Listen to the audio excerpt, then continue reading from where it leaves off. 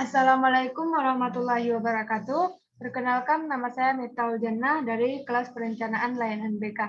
Nah, di sini saya akan membahas program bimbingan dan konseling di SMP Negeri 2 Banda Aceh. Kenapa SMP Negeri 2 Banda Aceh? Karena saya membagikan angket kemarin tuh, membagikan daftar cek masalah di SMP Negeri 2 Banda Aceh. Nah, berdasarkan daftar cek masalah. Nah, di sini saya akan membahas 14 topik yang dimana yang pertama ada rasionalisasi, dasar hukum, visi dan misi, deskripsi kebutuhan, rumusan tujuan, komponen program, bidang layanan, rencana operasional atau action plan, pengembangan topik, evaluasi pelaporan dan tindak lanjut, sarana dan prasarana, anggaran biaya, program semester, dan lampiran-pelampiran. Nah, di sini saya akan membahas satu-satu topik. Langsung saja, yang pertama ada rasionalisasi. Nah, pada saat ini layanan bimbingan dan konseling yang diselenggarakan oleh SMP Negeri 2 Banda Aceh memiliki banyak tantangan, baik itu secara internal maupun eksternal. Dari sisi internal, problematika yang dialami oleh sebagian besar peserta didik bersifat kompleks. Permasalahan yang dialami oleh peserta didik itu sendiri beragam. Beberapa permasalahan yang terjadi yaitu permasalahan terkait penyesuaian akademik sekolah, penyesuaian diri dengan sosial di sekolah, ketidakmatangan orientasi pemilihan karir, dan lain-lain. Fakta ini sendiri sejalan dengan hasil asesmen yang telah saya lakukan sebelumnya, yaitu sebagian besar peserta didik kelas 84 membutuhkan informasi pekerjaan yang dapat dilakukan sambil belajar. Masih belum mengetahui kesehatan yang diberikan oleh sekolah, belum mengetahui mengenai struktur kurikulum sekolah, masih ingin mengenal tentang pekerjaan jasa, ingin mengetahui strategi memasuki pendidikan lanjutan. Lalu topik berikutnya yaitu dasar-dasar hukum. Nah, di sini saya hanya mencantumkan 5 saja dasar-dasar hukum yang di PPT. Sebenarnya ada 10 dasar-dasar hukum yang telah saya buat di laporan, tapi di sini untuk mempersingkat waktu untuk saya menjelaskannya, hanya 5 saja untuk saya cantumkan di PPT. Nah, yang pertama, pada Undang-Undang Republik Indonesia Nomor 20 Tahun 2003 menjelaskan tentang pendidikan adalah usaha sadar dan terencana untuk mewujudkan suasana belajar dan proses pembelajaran. Yang kedua, dalam Undang-Undang Nomor 14 Tahun 2005 menjelaskan tentang guru dan dosen, menegaskan bahwa guru dan dosen wajib memiliki kualifikasi akademik, kompetensi, sertifikat pendidik, sehat jasmani dan rohani, dan memenuhi kualifikasi lain. Lalu yang ketiga ada dalam Peraturan Pemerintah Republik Indonesia tentang Guru Nomor 74 Tahun 2008. Dalam pasal 54 ayat 6 disebutkan bahwa beban kerja guru, bimbingan dan konseling atau konselor. Nah, berarti pada nomor 3 ini dia pada undang-undang membahas tentang beban kerja guru. Lalu yang keempat, Peraturan Menteri Pendidikan Nasional Nomor 27 Tahun 2008 tanggal 11 Juni 2008 tentang standar kualifikasi akademik dan kompetensi konselor. Nah, lalu yang nomor 5, penilaian kinerja guru, bimbingan dan konseling atau konselor pada pasal 22 ayat 5, Peraturan Bersama Menteri Pendidikan Nasional dan Kepala Badan Kepegawaian Negara nomor 03 5 PB 2010 dan nomor 14 tahun 2010 tentang petunjuk pelaksanaan jabatan fungsional guru dan angka kreditnya. Itulah dasar-dasar hukum yang saya ambil untuk memperkuat tentang proposal.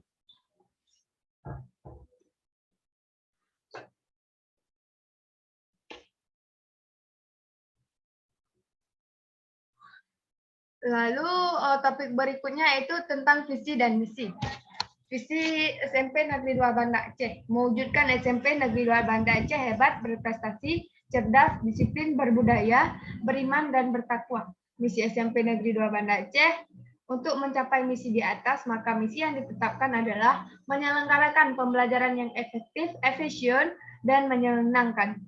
Lalu mengembangkan kompetensi guru secara berkelanjutan, mengembangkan kepribadian siswa yang tangguh, mengembangkan kecekapan hidup siswa, dan meningkatkan kapasitas dan efektivitas pemanfaatan sarana dan prasarana pendidikan. Ternyata selain ada visi misi SMP, di SMP 2 Banda Aceh juga terdapat visi misi bimbingan dan konseling SMP Negeri 2 Banda Aceh. Visinya, program studi yang unggul berpenghasil pendidik yang bertaraf nasional, berwawasan global dan inovatif dalam pelayanan bimbingan dan konseling yang berbahas riset dan teknologi serta nilai keislaman. Lalu misinya ada menyelenggarakan program akademik profesional bidang bimbingan dan konseling berbasis nilai keislaman. Lalu menyelenggarakan riset dalam bidang ilmu pendidikan utamanya bimbingan dan konseling berbasis nilai keislaman. Lalu yang ketiga, menyelenggarakan program layanan pengabdian pada masyarakat dalam bidang bimbingan dan konseling berbasis nilai keislaman. Dan yang terakhir, menjalin kerjasama di tingkat internasional khususnya dalam bidang bimbingan dan konseling. Lalu ada deskripsi kebutuhan. Yang pertama, profesional, maaf salah, yang pertama ada profil kelas. Nah, di sini ada 8 kepala tabel yang membahas tentang profil kelas. Yang pertama ada nomor item, butir pernyataan, peserta didik, jumlah konseli, presentase,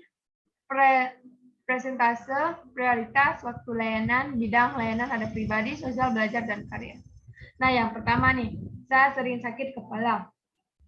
Peserta didik ada K1, K3. Nah, maksud K1, K3 ini, K1 nama orang, K3 nama orang lain, nama siswa lagi, di K1 juga nama siswa. Artinya apa? Di sini ada berbeda-beda siswa yang saya sering mengalami sering sakit kepala. Jumlah siswa yang mengalami sering sakit kepala adalah 8. Presentasinya ada 53, prioritas segera. Waktu tidak disebutkan. Lalu bidang layanan. Pribadi 297, sosial ada 71, belajar ada 102, karir 60. Begitupun juga dengan berikutnya. Lalu ada profil individual.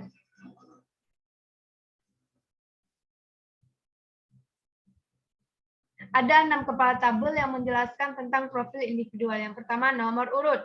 Nomor urut 1 dengan kode K1 nih nama, misalnya nama siswa Khaira Amaliana dirahasiakan dengan atau dikodekan dengan nama K1.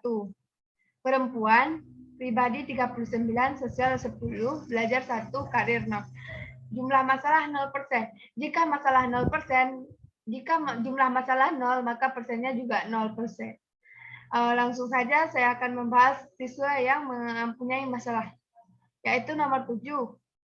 Nafis Tridaka Afisena, perempuan, bidang pribadi dia ada 15, sosial 3, belajar ada 4, karir 3.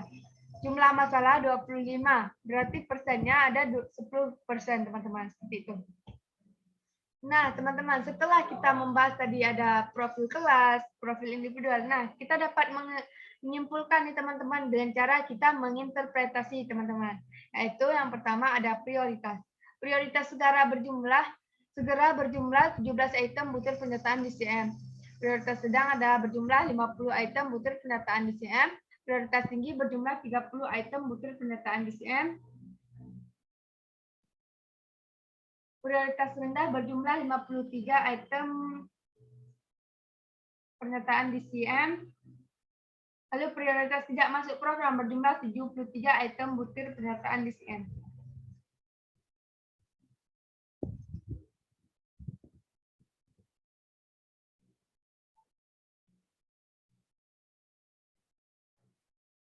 Nah, jadi dapat kita simpulkan nih bahwa prioritas item paling tinggi adalah tidak masuk program dengan jumlah item 73 dan yang paling rendah adalah prioritas segera dengan jumlah item 17 item butir pernyataan DCM.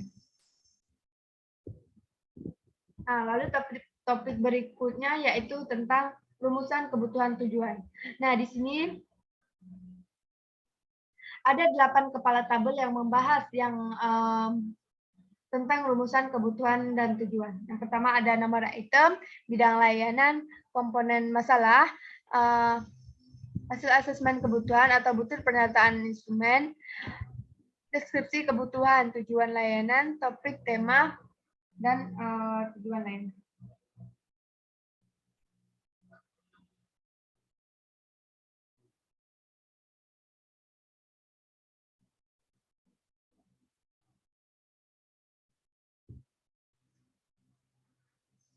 Yang pertama ada bidang pribadi tentang kesehatan, komponen masalahnya itu kesehatan. Pernyataan butir instrumen itu saya sering sakit kepala, deskripsi mengenai deskripsi kebutuhan. Berarti kita dengan sering sakit kepala. Jadi dapat kita mengambil judul besarnya itu mengetahui tentang kesehatan fisik, tujuan layanan, peserta didik atau konseling mampu mengidentifikasi kesehatan fisik, topik atau tema materi layanan, pentingnya menjaga kesehatan fisik, submateri layanan, definisi kesehatan. Kita dapat memberikan definisi kesehatan, jenis kesehatan apa saja, cara meningkatkan kesehatan seperti apa, dan manfaat menjaga kesehatan itu apa saja. Begitupun dengan nomor berikutnya. Ada 4 bidang layanan. Ini kan yang bidang pribadi. Ada bidang sosial, lalu ada bidang belajar dan juga bidang karir. Sama saja seperti yang sudah saya jelaskan di sini dari bidang belajar, karir, sosial, pribadi. Nomor itemnya dari 1 sampai 247 item pernyataan daftar cek masalah. Lalu, bidang komponen program.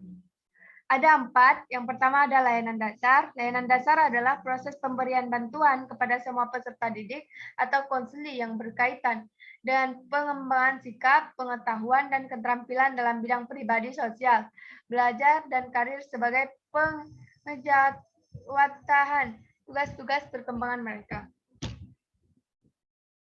Berarti ini layanan dasar ini langkah dasar apa saja sih yang harus diberikan bantuan itu seperti apa. Lalu ada yang nomor 2 layanan perminatan dan perencanaan individual peserta didik. Layanan perminatan perencanaan individual merupakan proses pemberian bantuan kepada semua peserta didik dalam membuat dan mengimplementasikan rencana pribadi sosial, belajar, dan karir. Lalu yang ketiga, layanan responsif. Layanan responsif adalah layanan untuk memenuhi kebutuhan jangka pendek peserta didik atau masalah-masalah yang dialami peserta didik atau konseling yang bersumber dari lingkungan kehidupan pribadi, sosial, dan karir. Nah, layanan responsif ini kan layanan yang segera diberi bantuan.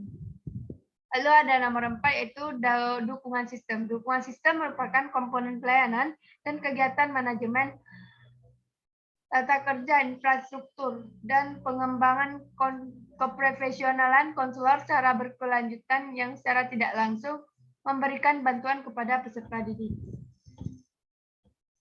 Nah, inilah yang tabel yang membahas tentang komponen program. Ada layanan dasar, layanan peminatan, layanan responsif, layanan dukungan sistem. Nah, misalnya layanan dasar. Ini layanan dasar ini ada nomor 1 sampai 117. Ada 117 layanan yang tentang layanan dasar. Materinya yang pertama, pentingnya menjaga kesehatan fisik. Proporsi 35 sampai 45%. Jam kerjanya itu 8 sampai jam 14 jam kerja, perhitungan waktunya. Begitu pula dengan layanan peminatan, pentingnya pola hidup sehat.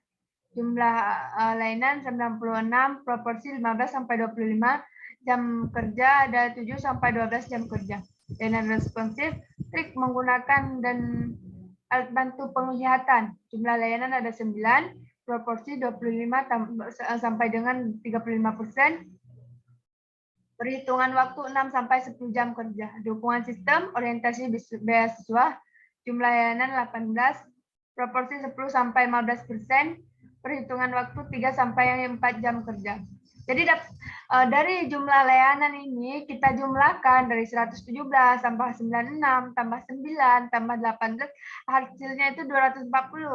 Kenapa 240 teman-teman? Karena 240 lah item pernyataan daftar cek masalah teman-teman. Kalau misalkan IKMR itu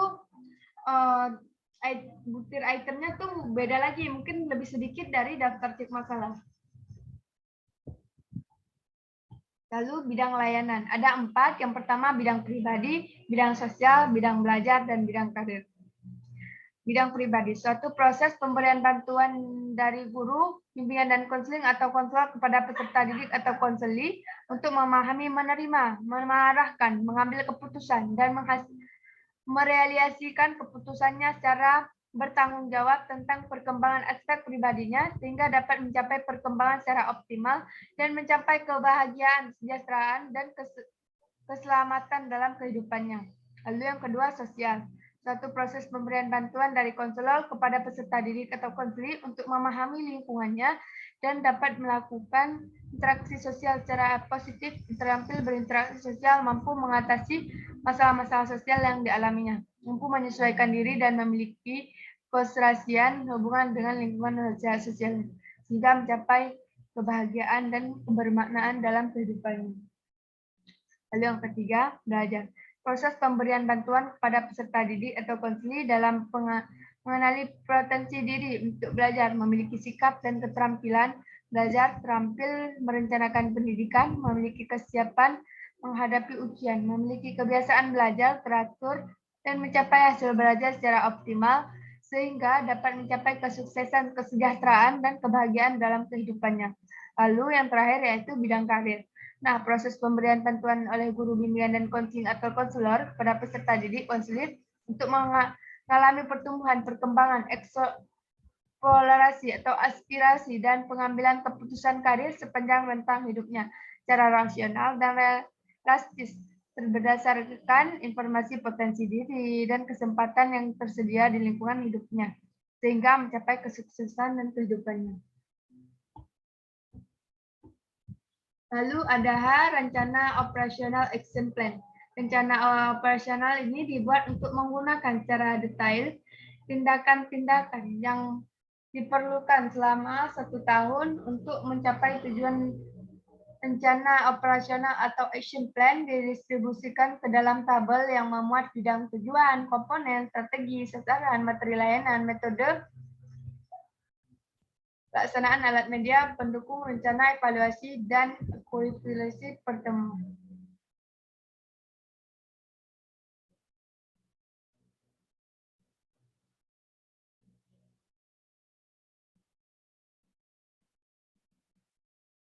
Ada juga 4 bidang yang kita bahas, yaitu ada bidang pribadi, belajar, karir, dan sosial. Nah, sama saja seperti yang tadi, cuman yang pada action plan ini lebih luas, lebih banyak teman-teman. Jadi dibandingkan dengan komponen program, itu lebih banyak di rencana di action plan ini lebih detail teman-teman dibahas. Nah, saya akan membaca satu saja, yaitu tentang bidang layanan pribadi, yaitu tujuan layanan. Peserta didik atau konseling mampu mengidentifikasi kesehatan fisik, komponen layanan, layanan dasar, strategi layanan, bimbingan klasikal, materi layanan, pentingnya menjaga kesehatan fisik. Nah, materi yang dapat kita berikan nih untuk metode yang dapat kita berikan saat kita mengajarkan atau memberikan layanan pentingnya menjaga kesehatan fisik, yaitu dengan ceramah, lalu dengan diskusi. Medianya PPT, evaluasi itu berupa IKS atau observasi. Begitu pula dengan berikutnya sampai nomor 240. Mungkin ada juga bidang belajar, karir, dan sosial. Memang ada, karena nanti dijumlahkan, misalnya pribadi ada 110, belajar ada berapa, karir ada berapa, semuanya dijumlahkan ada 240. Nah, kan ini bidang pribadi, ini bidang belajar, lalu ada bidang karir dan juga bidang sosial. Nah, lalu topik berikutnya yaitu tentang pengembangan materi layanan. Materi layanan merupakan rincian lanjut dari identifikasi deskripsi kebutuhan peserta didik dalam aspek kehidupan pribadi, sosial, belajar, dan karir. Nah, pemetaan topik atau materi layanan yang dapat dilihat atau diuraikan sebagai berikut. Ada 5 kepala tabel yang membahas tentang pengembangan materi layanan. Nah, sama saja seperti yang tadi, bidang layanan ada 4, ada bidang pribadi, sosial, belajar, dan karir. Nah, tujuan layanan, peserta didik atau konseling mampu mengidentifikasi kesehatan fisik. Materi layanan, pentingnya menjaga kesehatan fisik. Submateri layanan yang dapat kita berikan nih untuk materi yang kita bahas, yaitu tentang pentingnya menjaga kesehatan fisik. Pertama, kita mengidentifikasi dulu apa itu kesehatan. Nanti udah panjang lebar kita kasih tahu tentang kesehatan, nggak tahu apa artinya kesehatan. Nah, yang pertama kita menjelaskan tuh definisi kesehatan atau memberikan pengertian tentang kesehatan. Lalu jenis kesehatan fisik itu apa saja? Lalu yang ketiga, cara meningkatkan kesehatan fisik. Itu dengan bagaimana caranya? Lalu yang keempat, manfaat menjaga kesehatan fisik. Kita kasih tahu nih manfaat dalam menjaga kesehatan fisik agar siswa-siswa peserta didik kita tertarik untuk menjaga kesehatan fisik. Alokasi itu ada 2 JT. Begitu pula dengan seterusnya sampai 240 materi layanan. Nah, lalu topik berikutnya ada evaluasi, pelaporan, dan tindak lanjut. Yang pertama, evaluasi. Evaluasi merupakan langkah penting dalam manajemen pelayanan bimbingan dan konseling atau BK. Evaluasi secara umum ditinjau untuk mengetahui tingkat keterlaksanaan kegiatan dan ketercapaian tujuan program yang telah ditetapkan dalam evaluasi program bimbingan dan konseling. Terdapat 2 jenis evaluasi, yaitu evaluasi proses dan evaluasi hasil. Lalu yang kedua, pelaporan. Pelaporan merupakan langkah kelanjutan setelah evaluasi. Isi dalam pelaporan lebih bersifat mendeskripsikan dan memberi uraian analisis terdapat hasil-hasil yang telah dicapai dalam kegiatan evaluasi sebelumnya. Pelaporan pada hakikatnya merupakan kegiatan menyusun dan mendeskripsikan seluruh hasil yang telah dicapai dalam evaluasi proses maupun evaluasi hasil dalam format laporan yang dapat memberikan informasi kepada seluruh pihak yang terlibat tentang keberhasilan dan kekurangan dari program bimbingan dan konseling yang telah dilakukan. Lalu yaitu ketiga, tindak lanjut. Tindak lanjut dalam kegiatan evaluasi merupakan kegiatan yang dilakukan untuk menindaklanjuti hasil pelaksanaan pelayanan bimbingan dan konseling berdasarkan data dan informasi yang diperoleh dari hasil evaluasi. Guru BK atau konselor dapat memikirkan ulang keseluruhan program yang telah dilakukan dengan cara membuat desain ulang atau revisi seluruh program atau beberapa bagian dari program yang begitu efektif. Jadi dapat kita simpulkan, evaluasi ini kita meninjau, pelaporan ini kita setelah kita meninjau apa saja nih yang penting untuk kita buat laporan. Lalu pada tindak lanjut ini kita seperti merevisi ulang, mana saja yang tidak bagus kita hapus dan mana saja yang untuk ditambahkan. Itulah yang disebut dengan revisi. Lalu ada topik berikutnya, ada sarana dan prasarana. Nah, sarana dan prasarana yang berapa sih anggaran yang habis untuk bimbingan dan konseling ini? Nah, yang pertama ada uraian kebutuhan ruang bimbingan dan konseling. Space ruangannya 3x4 satu harganya 5.500.000. Kursi 10 550.000 harganya. Meja ada 2 600.000. AC 5 juta. Lampu ada 2 80.000. Jadi manfaatnya apa untuk kita? Manfaat dari alat-alat tersebut apa? Kayak manfaat kursi itu apa? AC itu apa gitu kan. Jadi manfaatnya itu memfasilitasi dalam pemberian layanan bimbingan dan konseling kepada peserta didik dengan nyaman. Jadi untuk membuat peserta didik itu nyaman dalam saat berkonsultasi. Lalu yang kedua ada ATK, kertas HVS, ada 2 rim. Pulpen ada 2 pak, harganya 100.000, 2 kertas HVS, pulpen 2 pak itu 40.000. Jadi memudahkan dalam pergadaian dan penyusunan program mereka. Jadi seluruhnya itu memakai uang, habis uang, jumlah totalnya itu ada 17.470.000. Itu untuk keperluan seperti bahan-bahan yang harus ada di dalam ruangan bimbingan dan konseling itu habisnya total itu 17.470.000. Lalu begitu pula dengan anggaran biaya. Mulai dari layanan BK yaitu kunjungan kita saat mengunjungi rumah ada 2 orang, 4 kali observasi 50.000, 50 kali 2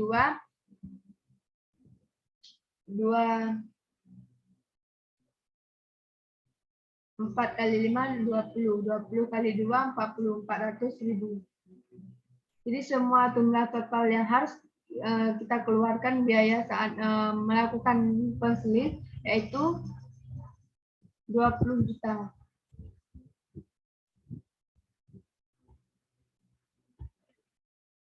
Nih, ada program, lalu topik berikutnya tentang program nih, program semester ganjil kelas 10 SMP Negeri 2 Banda Aceh.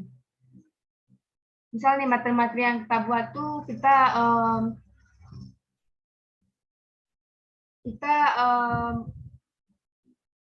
mengasihnya tuh di bulan apa, di minggu keberapa. Misal nih tentang tercapainya efektivitas bimbingan dan konseling.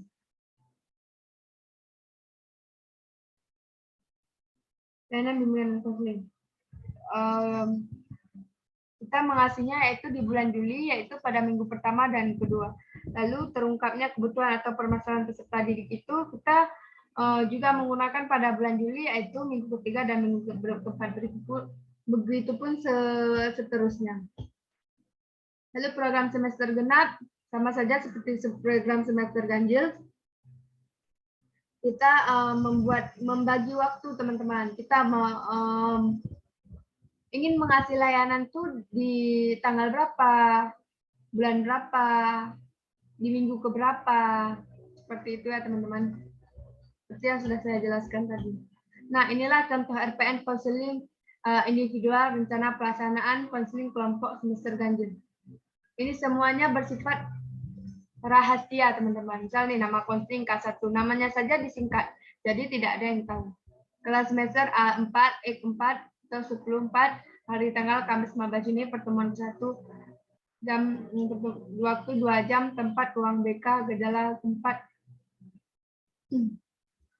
Adapun gejala yang tampak yaitu sering bolos, sering melanggar peraturan sekolah, bersikap tidak sopan kepada guru dan teman, sering berkelahi saat jam istirahat. Nah, ini tuh semuanya dokumennya bersifat rahasia.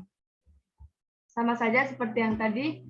Nah, inilah lampiran saya, teman-teman. Ini bahwa saya benar-benar membagikan daftar cek masalah di sekolah SMP Negeri 2 Banteng. Yang di atas itu laporan itu saya buat dengan sebenar-benarnya tanpa saya merangkai ya, teman-teman. Jadi, inilah foto saya saat saya membagikan angket. Jadi, yang saya berikan itu, itulah yang saya berikan angket itu, yang diisi, itulah yang saya olah datanya. Hanya sekian yang dapat saya sampaikan, lebih dan kurang saya mohon maaf. Saya akhiri, wabillahi taufiq wa hidayah. Assalamualaikum warahmatullahi wabarakatuh.